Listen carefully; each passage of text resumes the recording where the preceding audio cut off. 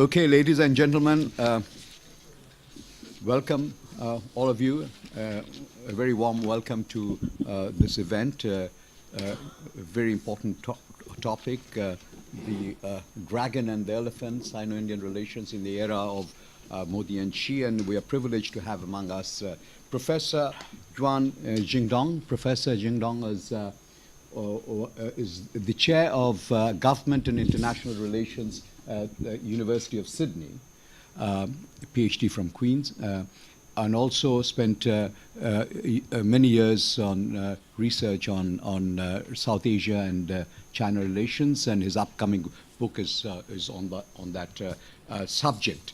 I shall be, on your behalf, chairing this event. I would like to bring to bear sort of a third country, as I am from Bangladesh, as most of you know, a third country observation on a key relationship that I, as a person, and my country observes with very great interest, which is the relationship between China and India, because this relationship is very key to not just to the region, including ours, but perhaps to the world. Now, in my view, actually, Xi's phenomenal rise has led him to be, and this is quite, probably a received wisdom, as the most powerful leader in Chinese political history after Mao. The National People's Congress has waived, as you know, the two-term limit on him, and it has also endorsed Xi's thought on socialism with Chinese characteristics for a new era.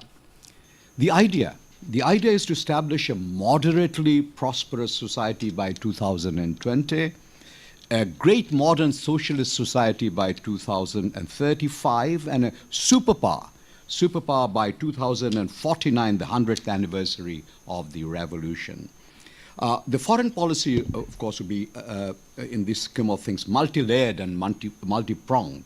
And one of the key methods would be what would, in China you'd say, bring in and bring out.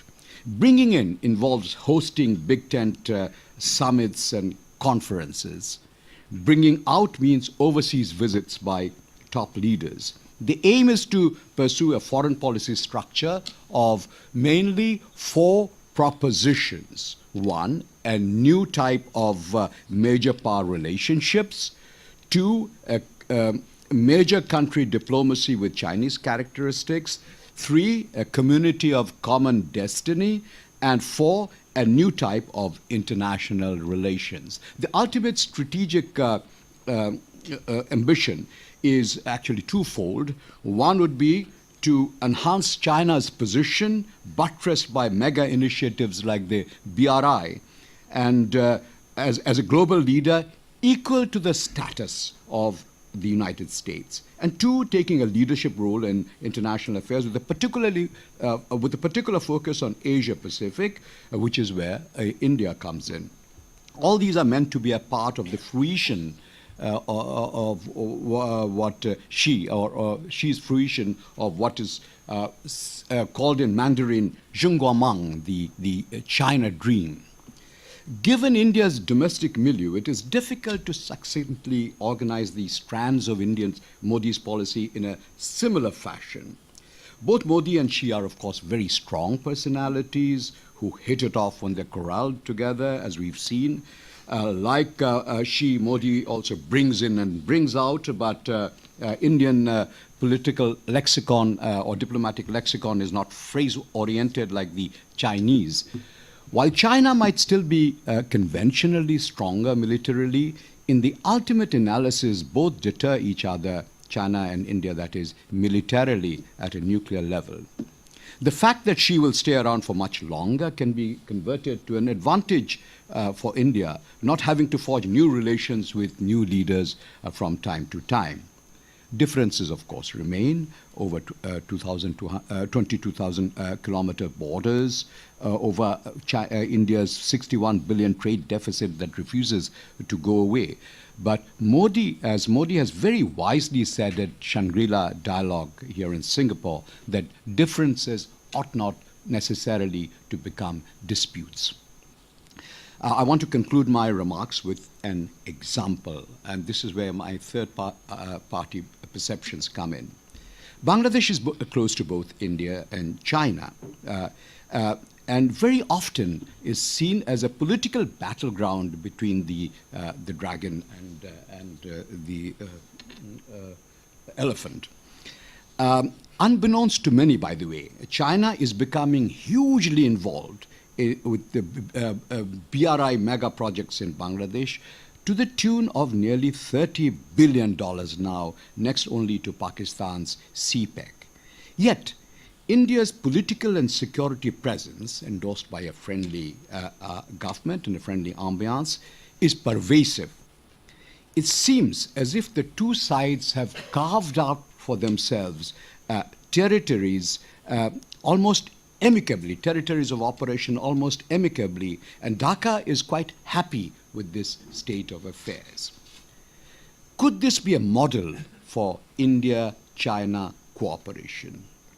The answer is, of course, not evident at this point, but the possibility is becoming sharper.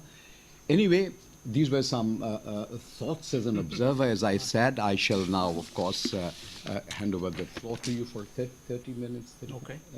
35 minutes. His CV is there in front of you, so I shan't go into those. Professor, the floor is yours. All right. Thanks very much, Dr. Chidori, for that kind introduction. Actually, you lay out in your brief remark the my first chapter. Is exactly because when we right, yeah, well, definitely in my acknowledgement to mention that. And so when people look at China's foreign policy or foreign relations, of course the predominant focus is on China's relationship with the great powers, the United States. And the key area of focus, obviously, is the maritime Asia, the Pacific side, not so much in the Indian side, or Indian Ocean side. So this talk is part of a project on China and South Asia. So that's what I'm going to do. And so it covers a number of case studies. So there will be obviously China-Pakistan relations.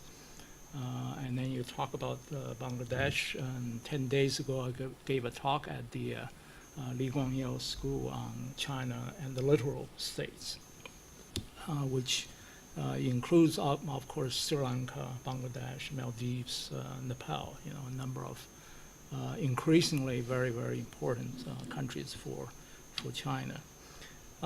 But regardless of how you look at it, China's South Asian policy is closely or predominantly anchored in China's relations with India. So that's the departing point, because if you look at China-Pakistan relations, even though China has been trying to present a more balanced approach over the last 20 years, but you can see clear back and forth, relationship between China and Pakistan, and the concerns that particular relationship, the all-weather relationship, incurs or costs in India, and therefore affecting China-Indian relations.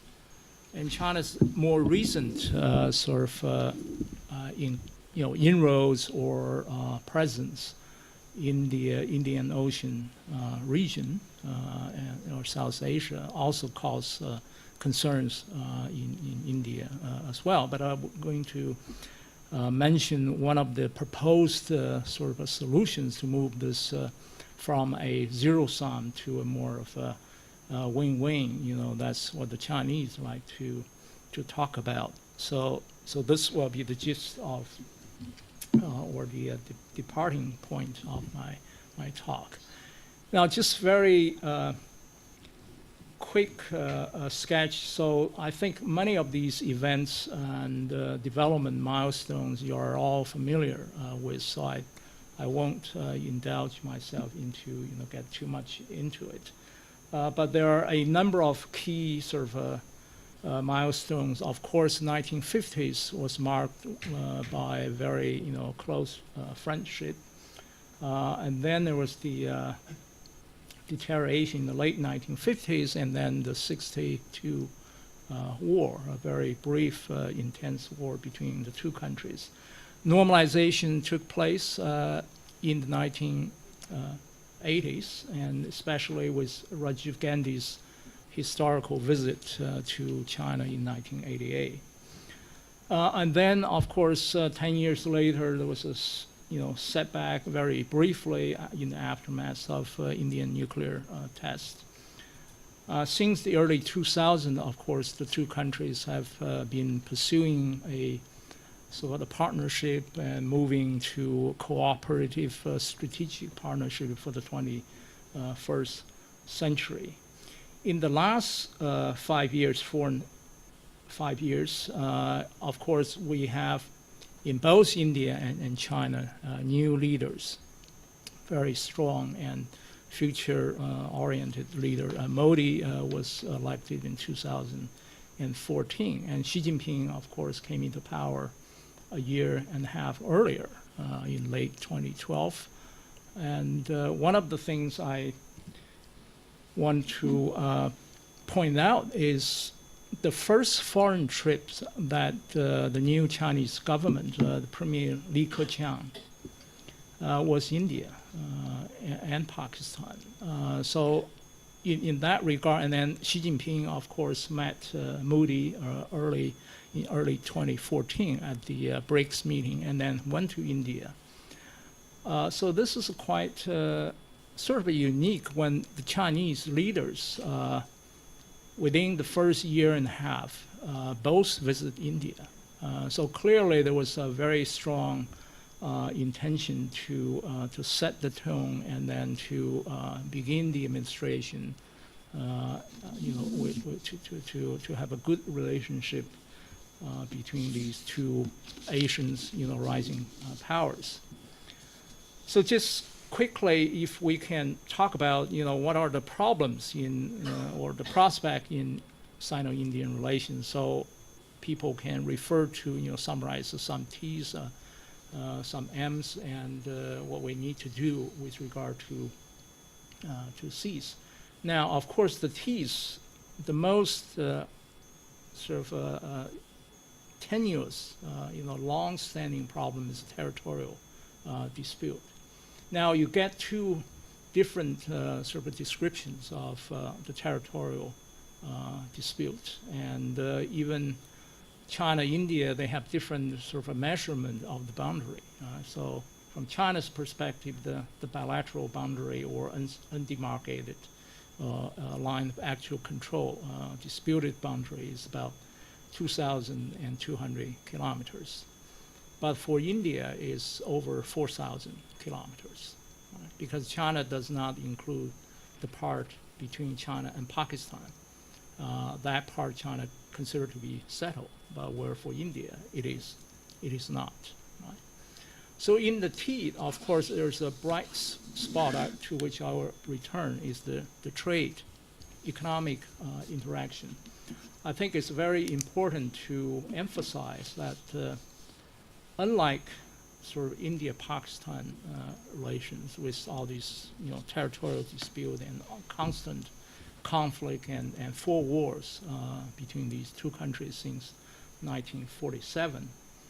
After 1988, both the Chinese and Indian government have decided that they are, while they still have to solve their territorial dispute, that should not be an obstacle in other aspects of their bilateral relations. Of course, economic relationship is very important. So just 2017, we don't have the figure for 2018 yet, but 2017, the two countries registered close to $85 billion in trade. That is after almost a decade of just plateauing to around $70 billion, right? So stagnating. So 2017 was a a good breakthrough, and especially with regard to Indians' export to China, significant increase over previous years. Now, the aims, of course, there are some deliberate strategic plans or designs, but a lot of the behavior one could refer to all of these, misunderstanding, miscommunication, talk, bypassing each other, right? So I think one of the Modi's remarks when he, talked to Xi Jinping is that we should not be talking at each other. We should be talking to each other, right? So we for a long time we just criticism, at each other. Now we really need to engage. So that's very important. Now the C's, of course, involves a lot of things. Confidence building is very important because there's a deep lack of strategic trust. So that's very important. But regular, reliable, trustworthy communication is very important, especially on the front line. Right? So all these C's would be critical. Now, for the past 15 years, I think the external structural conditions have now in such a state that enable actually the two countries to engage in more C's, communication, direct leader to leader meetings. Just Modi is in power, nearly 5 years, but he and Xi Jinping have already met 14 times. Right? So you have three or four summits, between these two leaders, formal, informal, but they meet all the time in multilateral forums to which the India and China are both members. So you can think about, the BRICS, G20, APEC, East Asia Summit. So all of these, events where the leaders can find time to talk about. Now we have the latest Shanghai Cooperation Organization. So this is the 5 principles in 1954, so engraved in stones and rocks. Right? So some of the key issues is I will focus on probably one that is the one of the trilateral kind of complexities, that is China, India, and the United States.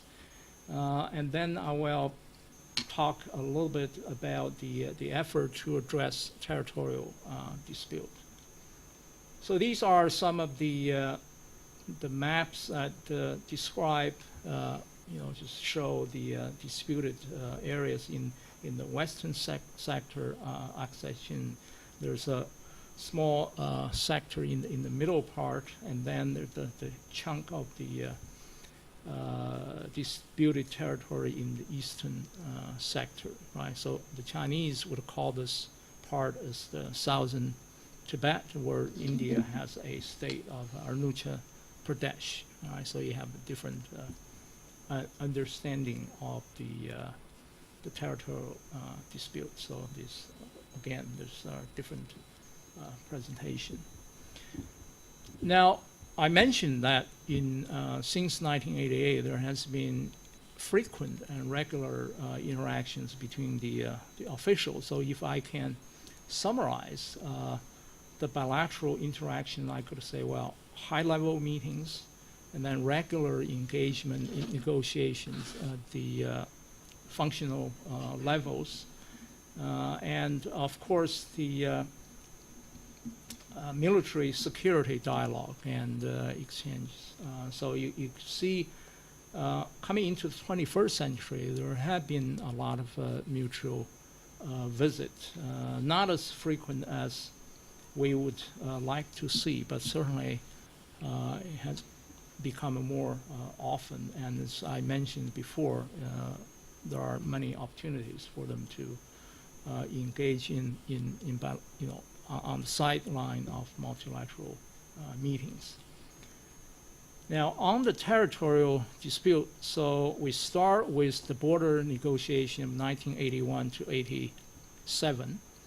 After Rajiv visit in 1988, there's a kind of a joint working group setting up since 1989.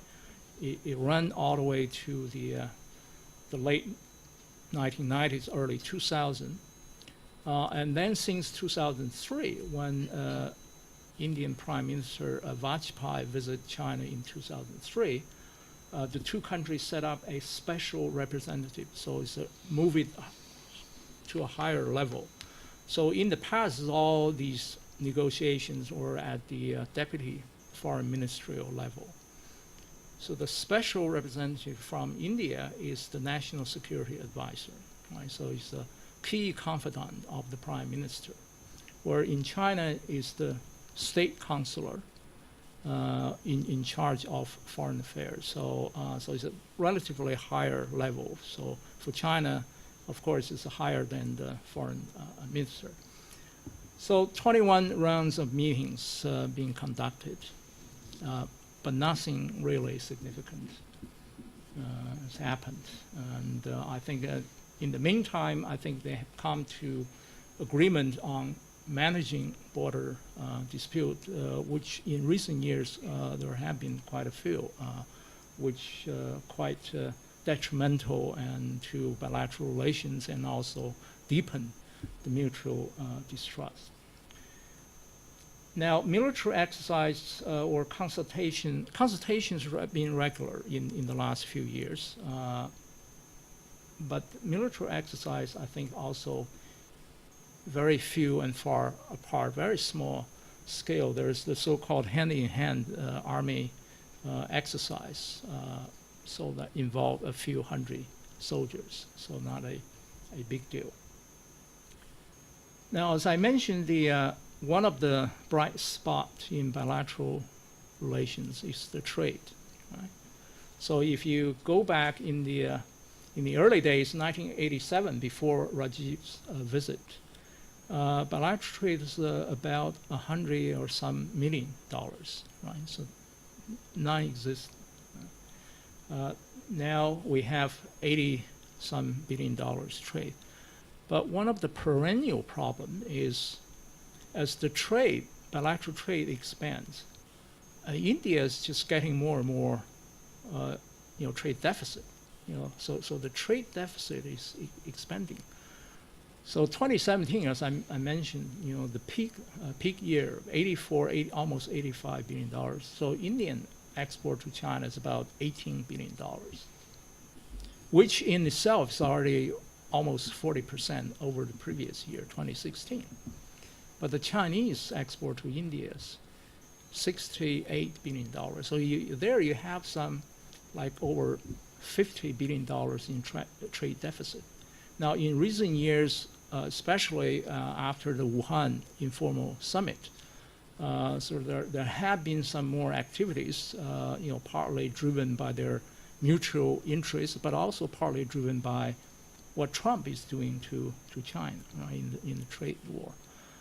So the last year we had reports about the Chinese and Indians negotiating more medicines or drugs, importing Indian drugs to China. And then there are discussions about the joint ventures of, connecting sort of Indian software or IT industry with the Chinese local sort of government and joint projects developing smart cities or some infrastructure. So there are serious discussions, but how quickly and how fast these could help erase the trade deficit remains to be seen.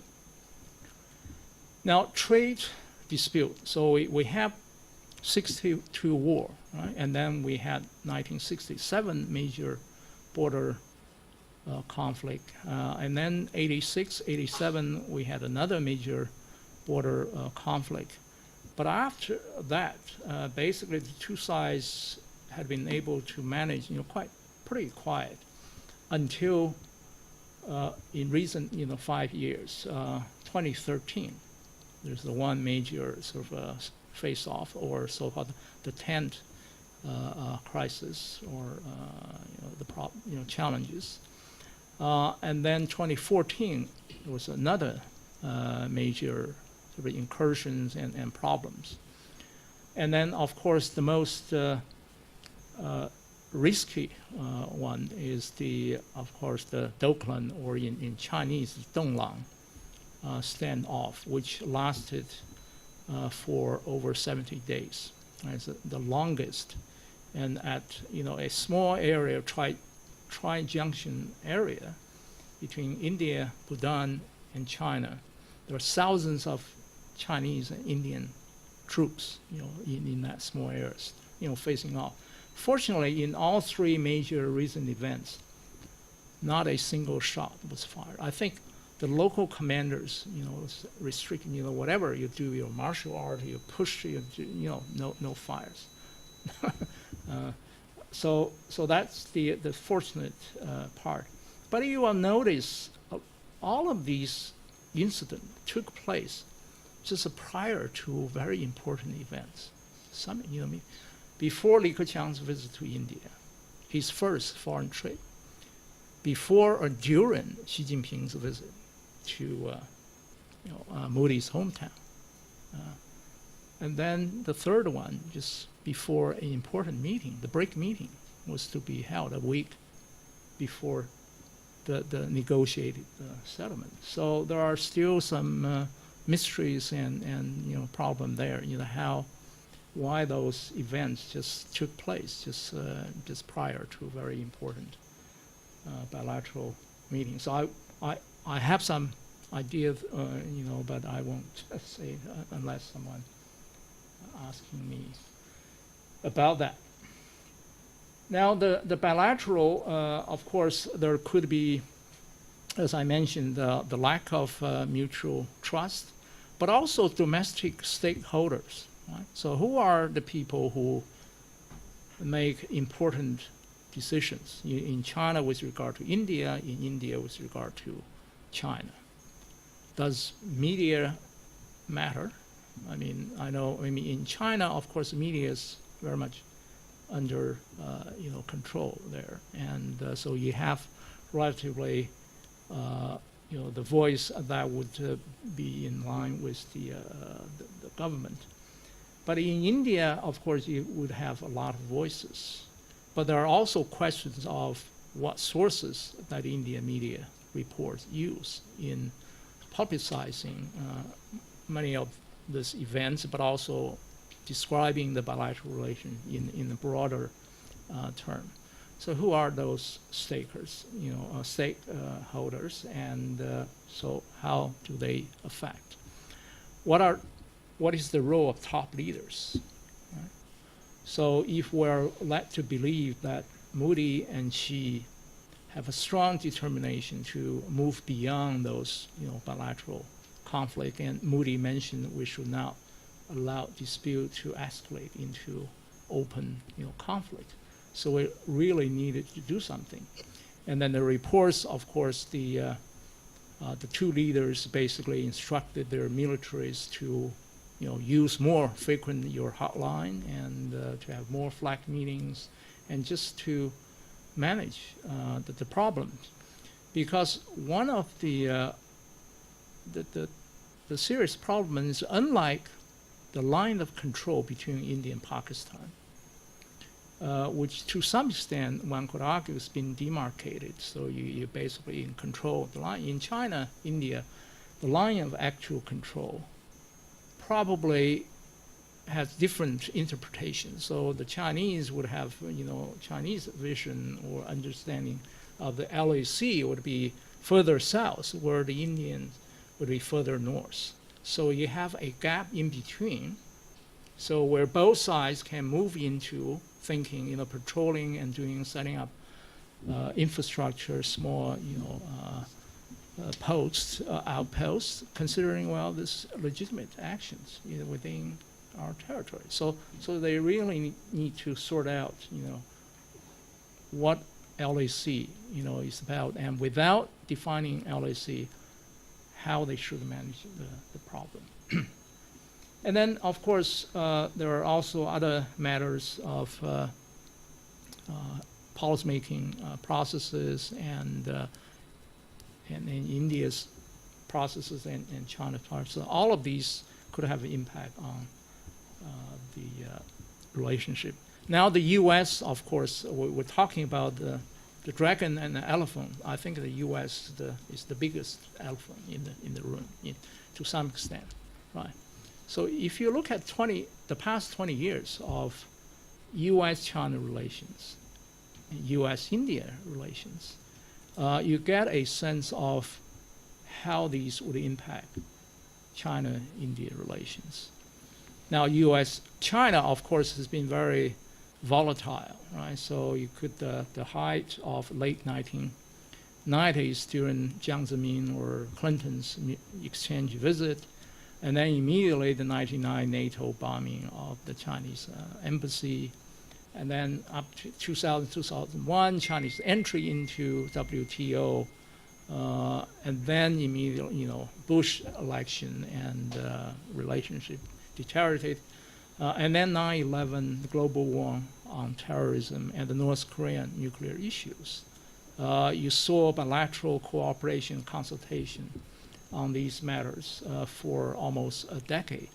Now, Obama came into power also, having high hopes of developing a really important bilateral relationship. That was the very moment of the global financial crisis.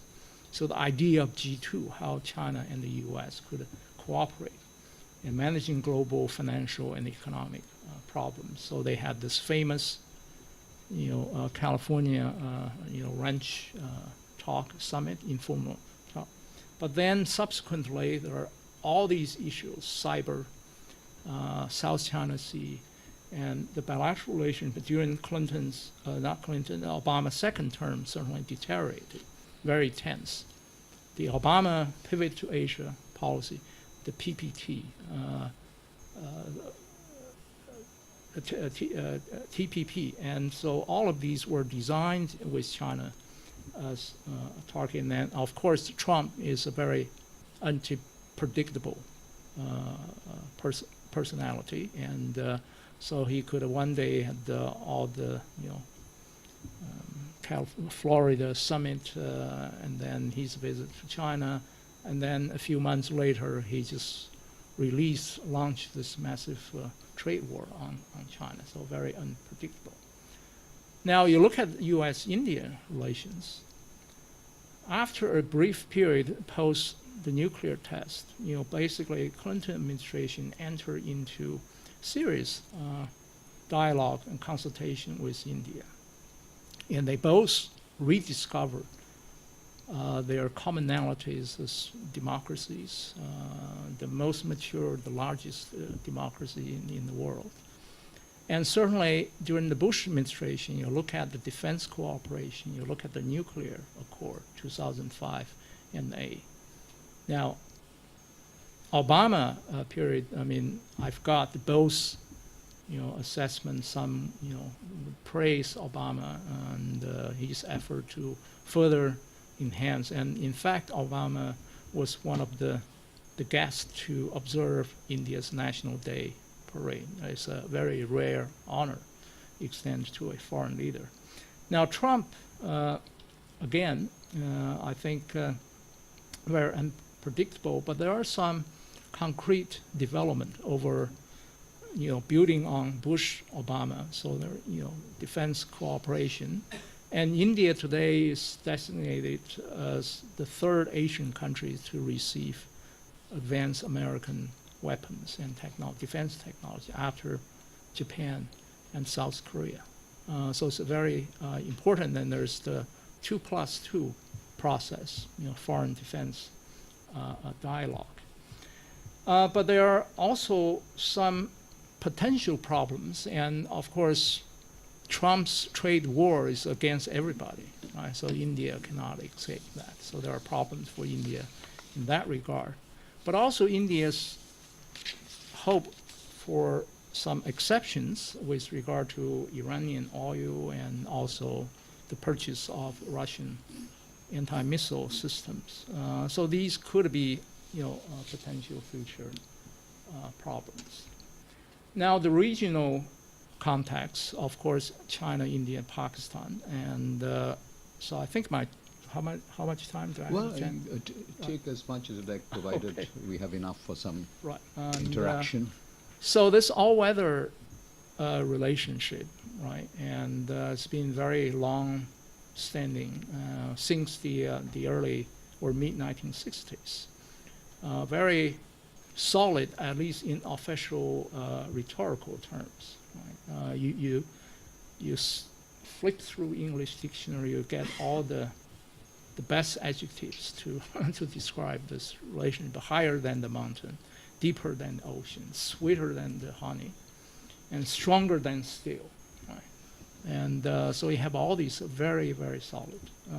To some extent, you could say yes, that is the case, because if you can say North Korea is also very, sort of in formal terms, is China's allies. Until last year, North Korea could have caused all the trouble that China didn't want. Where Pakistan, I don't think, has ever deliberately tried to cause trouble for China. Where it couldn't deliver on something, it was more about the capacity rather than, willingness there. So it's a very, very solid, but also I think there's a very lopsided relationship in the sense of there's a very strong defense military relationship, and then there's a strong next layer of the strong government to government relationship. But if you move down to the non-government area, people to people and all the exchange, visits, students, you don't really get a sense. This is a all-weather relationship. It's far from that. Just take trade as one example. So the trade between China and Pakistan is around $13 billion. About 15 years ago, they set a goal for $15 billion to be achieved in 2005. Right? So now today we still have only $13 billion. And so certainly the economic relationship is very, very far from solid. Now the Chinese, of course, if you like, Pakistan's role in China's overall South Asian foreign policy, in the past, one could argue, of course, is to be a check on India. Right? But since the 1980s, late 1990s, after nuclear tests in South Asia, and the reason the growth of terrorist activities, especially the separatist groups or terrorist groups that come from Afghanistan or through Pakistan or vice versa, and then going into China's Uyghur autonomous regions. It's a tremendous problem for China. Right? So today, Chinese interests are to help Pakistan to really bring up, elevate its economy, because that's the key. Therefore, this massive China-Pakistan economic corridor, massive investment. I don't think China has invested in any other single country, if we believe the number is correct. It's over $65 billion just in one country. So economic foundation, and then, of course, to help Pakistan, to help China, to stem the terrorist or separatist activities from, infiltrating into China. It's very, very important. So today, you could argue. Some people say, what can Pakistan offer? I mean, this is a basket case, right? But for China, Pakistan is too vital to allow it to fail. And it's basically, it's not. China does, even though in short term there's no real economic benefit in all this investment, but overall, if you take into totality, Pakistan is so vital to China's current, one of the national interests that Pakistan should not allow to fail. Right? But Pakistan also is very uniquely located and is a core element in China's Belt and Road Initiative. Right? So we have two economic corridors in South Asia. So CPEC would be one. The other is Bangladesh, China, India, Myanmar economic corridor, which is a potential for China-India cooperation, but it has not been fully exploited, even though it's 20 years in the making there. So with regard, in the context CPEC, I think it's prior to CPEC, which was announced in 2015. The Gwadar port in Pakistan, right, it's the gateway to Strait of Hormuz, very close to the Middle East, energy, oil, the source. China helped to build a port facility there around 2000, 2001. So that has been going on for almost 20 years. Now it's part of this, the destination of CPEC, from China, Kashgar, all the way down to Gwadar port. So Pakistan important today is always India will remain in the back of the mind of the Chinese policymakers. But at the moment, the priorities, of course, is transportation, potential future energy transportation, energy security for China. Pakistan's economic viability needs to be supported. And then, of course, anti-separatist activities. So in that regard, Pakistan is vital. But because of this very reason, that China will not sort of desert Pakistan or punish Pakistan, that is always a litmus test from India's perspective. Are you sincere in improving China-Indian relations? How about why do you continue to protect Pakistan with regard, for instance, terrorist groups, individuals? India pushed for, a UN on the list of terrorists, where China would not, be helpful in that regard. The other major factors affecting, CPEC affecting India, of course, is territorial dispute between India and Pakistan, right? Because, of course, Chinese, this whole thing goes through Pakistan part of the Kashmir, right? Or Pakistan-controlled Kashmir. So that is always, of course, one of the reasons that Indians say we don't support, endorse. There are other reasons that India has not endorsed BRICS for the time being. Now, in addition to Pakistan, of course, Chinese activities in building ports in quite a number of South Asian countries, Sri Lanka, Manitoba, and Bangladesh, Jigagan, and then, of course, Chinese activities in Maldives, in Nepal, and in recent years, perhaps in some reports mentioned that the activities in the Bhutan. Right? So all of these are considered to be part of the India's comfort zone or spheres of influence.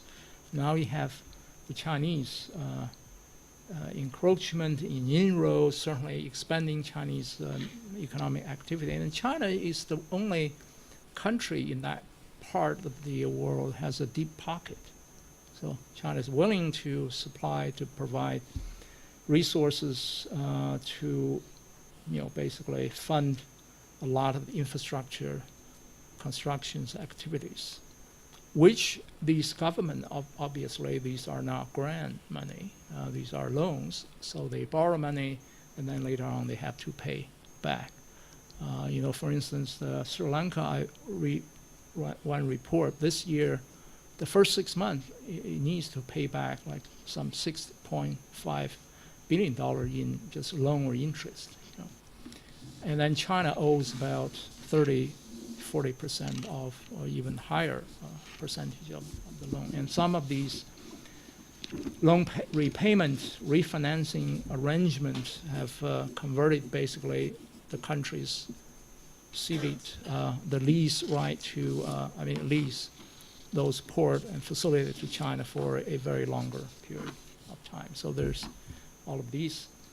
And of course, there are suspected or reported potential military use of these facilities, the dual-use nature, China's intentions there. So, there are lots of activities. The Wuhan summit, informal summit in last year was a important milestone, and whether these will promote or it will help the two countries, this critical relationship, to move into in a more positive way in this year and in the future remains to be seen. So this is my last slide, so I'll just make a few comments. So of course, from both countries' perspective, territorial dispute probably won't be resolved for a very long time. But they need to be managed, especially along LAC. Now, the two triangles also are very delicate issues for the two countries to manage. I think to some extent, there are some misperceptions or misapprehensions in the analysis of, from China's perspective, U.S.-India relationship, or from India's perspective, China-Pakistan relationship. So there may be a little bit too much concerns where in reality these may not be the case. So there are also areas of cooperation that they can promote. One of the ideas, I think, post-Wuhan summit is this China-India plus, right? So India's concerned about China's activities in some of those, South Asian countries. So why don't we invite you to come in? So China, India, and then whatever the third country. So we have trilateral. So we create a win-win situation. They are already starting to train Afghan diplomats, right? And so whether this can be expanded and deepened would be another issue. Now, there are some concerns for India about UN reform and NSG membership and so forth. These should be dealt with. Tibet and Dalai Lama, I think India, for the last few years, have been managing this matter pretty delicately. But there are more areas they can cooperate in all these multilateral forums. Most critically, I think, for this year, for India in particular, elections in April and May. So there's very much a lot of incentives for Modi to maintain a very stable relationship. Likewise for China, this is the year there will be, the U.S.-China trade dispute, and there are a number of other issues. So both leaders have incentives to maintain and keep the momentum after Wuhan summit. So I will stop here. Thank you. Thank you very much. It was an excellent expose of the relations, not just between India and China, though also that, but also between India and putting it in the matrix of relations with other South Asian countries.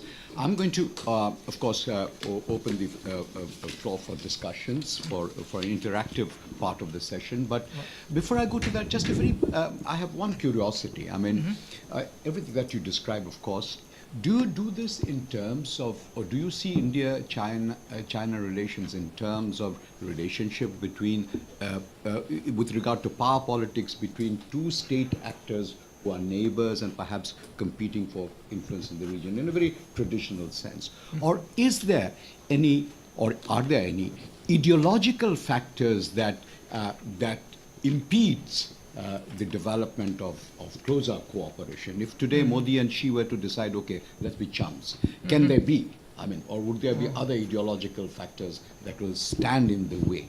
If you could just put that into Sure. something, Yeah, it will yeah. put, I think, your entire talk in a broad perspective. Right. Okay. Excellent questions. I think the first one, whether they're competing for influence in the region, I think probably not from China's perspective. There's more of whether China would accept that India has sphere of influence. So whatever I do with other South Asian country, I need to get approval from India, which China, of course, will not accept. So from China's perspective, it's basically what I do in expanding bilateral relations with those countries.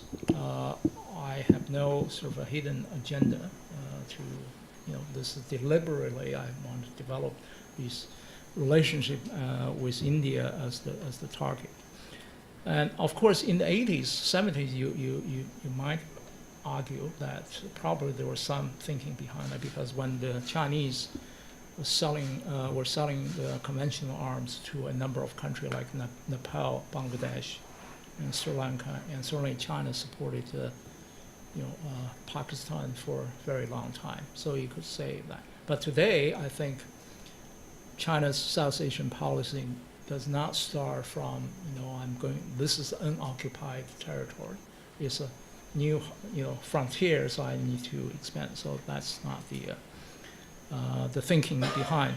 But India, of course, is making the assessment. Right? So now China is coming. What will be the impact? What the security implication, economic implications, and so there's more concerns for India than for China. The second one, ideological factors. I don't think they're they both. I mean, in some terms, identity. I mean, there's Asian identity, civilizational identity, China, India, long civilization, and long history of, especially when you talk about the Buddhism, all these tradition, in the past. So in that regard, probably not so much. If we're talking about the democratic system or non-democratic system, I think also that is not a key sort of ideological matters, and certainly neither leader highlights these. Righto. Okay, floor open. We'll take a couple of questions. Yeah, sure. Yeah. Dr. Mullen, if you'll introduce yourself and your affiliation. I'm Ronnie Mullen. I'm a visiting fellow here at ISAS. I have two questions, if I may. Feel free to drop one of them if you have others that you would rather talk about. One was why the border face-offs have increased. You mentioned that they have taken place before important meetings, implying that it's a negotiating tool, I assume, is what you were saying. But I'm wondering how much it actually has to do with a broader sense within China of its own rise. So rather than as a sort of negotiating tool, is it part of China's own perception of its global rise? The second question I had was with regard to this question of Pakistan being too important to drop. For the past 20 years, the U.S. administration, my country, has argued that the relationship with Pakistan was too vital to drop, particularly vis-a-vis U.S. troops in Afghanistan. China is making similar arguments now in terms of the importance of it. The U.S., on the other hand, is coming around and saying, we've got to start using our leverage that we have with Pakistan. So my question to you is, what will it take for China to use the leverage that it has with Pakistan to deal with difficult issues in the region, such as what's happening in Afghanistan currently? Thanks. Thank you. Okay, could we have, yes. Chulani. Hi, thank you for a very interesting presentation. My name is Chulani Attanayaka. I'm a visiting fellow here. My question is more regard to the point you talked about China India Plus. Today morning also there was a presentation at RSIS where the presenter was sort of tried promoting the idea. My question is to what extent that can be successful, because both countries coming from two different spectrums politically, and there's a lot of mistrust. And on the other hand, to what extent the third country in South Asia would accept the idea, because fundamentally for the smaller countries, I think they have been benefiting too much from the bargaining power they get out of this. Thank you. All right. Yeah, thanks for all these very good questions. The timing of the dispute, I have a number of hunches because I don't have the exact information. Right? So one would be there's a separation or a lack of coordination in China between the civilian part of the national security apparatus and the military, right? So they get, the military received the overall instruction, build strong army and secure national sovereignty and all of that. So it's part of the sort of a routine of the military of, say, construction road and doing things to enhance logistics. So that has been routine, right? So it's not in the China, India, if you recall, when Gates was visiting China, suddenly there was a test flight of Chinese fighter aircraft. So you see this, at the important events, there's something happen, right? So making the Chinese leaders either to making them appear to be ignorant or not in complete control there. So there's one interpretation would be the military would not, whatever it does, the PLA, there's a functioning, the US-like National Security Council. Right? The council would say, whatever the South Asian senior directors say, no, don't do that. President Xi is going, you just stay put for a few months after the visit, right? Before you do this. But there's no equivalent structure in China, even though you have this so-called National Commission, but I think it's completely different from the U.S. NIC. I remember NIC vetoed Admiral Harris' constant demand for freedom of navigation patrols. The Obama administration, the White House vision, no. Right? So that's one. The other is seasonal, because in that part of the world, there are only windows of months that you could actually do something, right? And either to stay there for some time or to engage in activities. And as I mentioned, because LAC is not demarcated, so it's very legitimate for the Chinese troops. Actually, it must be their mission to do those kind of patrols, right? Because you see the Indian reports about a year, like 300, 400 intrusions. Likewise, the Chinese side will also report Indian intrusions in hundreds, because they both come into those areas, which their perception of LAC, the line is not the same. So that's the second interpretation. I doubt is what you refer to is to enhance the negotiating, bargaining there. I don't think that's the case, and because the bargaining is you don't bargain at the summit leader level. You bargain, you negotiate at the functional level. The fourth one, I think, is probably there are this rumor, some especially the Dockland report about Chinese high-ranking military officers, gave permission to have those, construction and stuff without really coordinating with the civilian part of the government, and especially in terms of the prolonged negotiation, the standstill. Because if you like, the 2013-2014 is about 2 weeks, 3 weeks, that's it. But for the Dockland, is like 10 weeks, more than 10 weeks. So it's and also the massive kind of a build-up. So I would say, I think that tells us about civil-military relations in China, the windows of opportunities, and then inertia, from the military perspective. So they just, because those instructions are already down to the regional theater or command, very locally, activities. So they don't get, local activities don't get.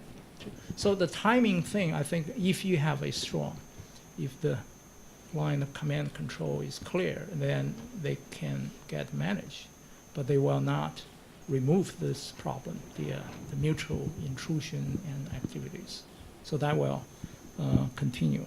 Now, China's perception of its own rise, and of course, you've got, different views in China. Some people would say, well, India's regional power, and there are some not so positive or dismissive, comments about India. But I think that's increasingly a minority view. Now, increasingly, there are South Asian analysts. They start to, talk about we should not. India would be tomorrow's China. Today, of course, India is far behind, and the gap could be widened. But India will continue to rise. But also China's rise, I think that relates to my overall sort of the first chapter of the book is, what is China's foreign policy, especially after 2012.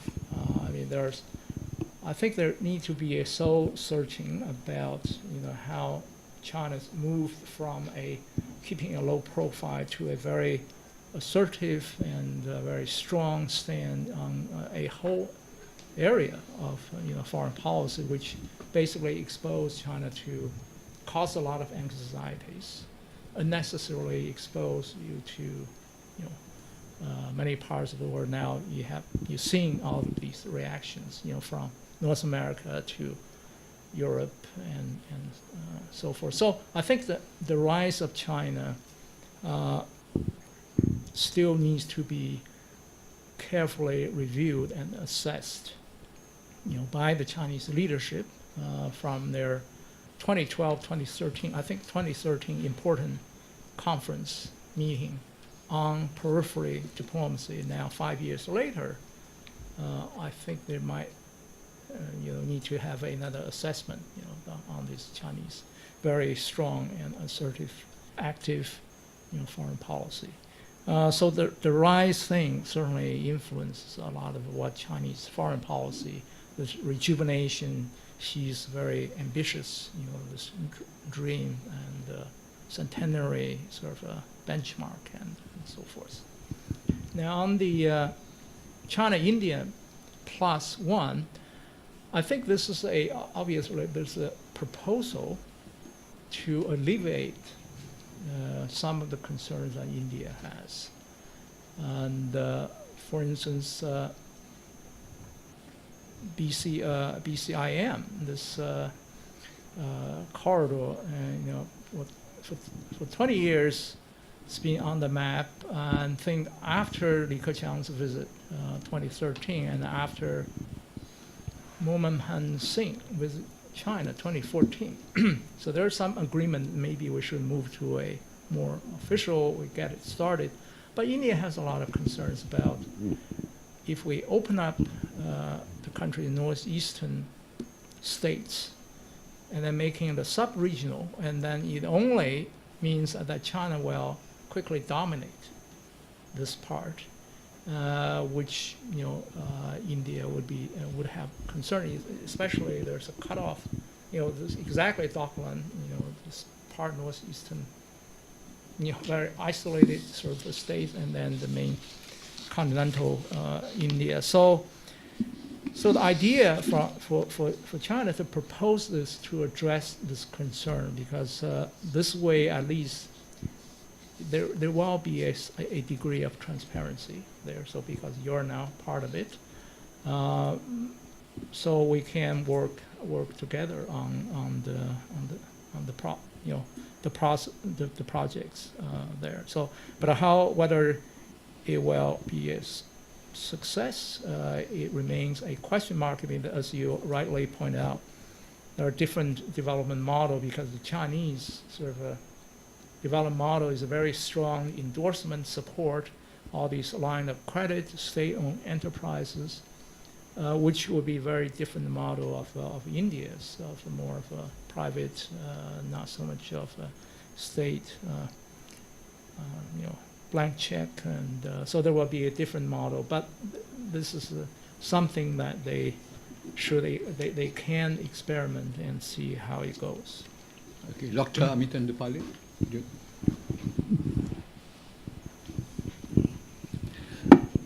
Prof. Yon, good to see you again. Yeah. My question is essentially in the context of the US-China trade relations, and the fact that while there has been mutual imposition of tariffs, one clearly understands that the discomfort is much deeper, in the sense that there is a sense among the United States that this is going to be a fight to the finish as far as the control of future industries are concerned. Now, obviously, this is going to affect the relations that China has, at least economically and commercially, with a large number of other countries. In this respect, how do you see India responding? Do you expect that this is something where India will have a stake, in the sense that when it comes to future industries, there are a few industries, let's say for example like pharmaceuticals and others, where India has a fairly influential role to play in the rest of the world. In this respect, do you see that the India-China relationship will remain more of a competitive relationship, or might it turn into more of a collaborative relationship? Because interestingly, there are some areas where there is a certain degree of policy similarity that is arising between China, India, Russia, let us say a few other emerging markets. When you look at their policies with respect to data regulation, for example, both countries are beginning to become very careful, so much so that data generated is actually stored within the country, and they're becoming much more conscious about the value of data. So do you see this turning out to be a greater policy convergence area between the two countries? Okay, Professor, if you'll wait 20 seconds for the microphone. Yeah. Okay, thank you. I'm Suha from China from University. Regarding the Indians' role in the big power relations, it seems to me that India looked like a beautiful lady, right? And whom that the two gentlemen fell in love with. One is United States, another could be China, right? 2 months ago, we know that in Argentina, there's the summit, G20 summit, right? So there's the two trilateral meeting.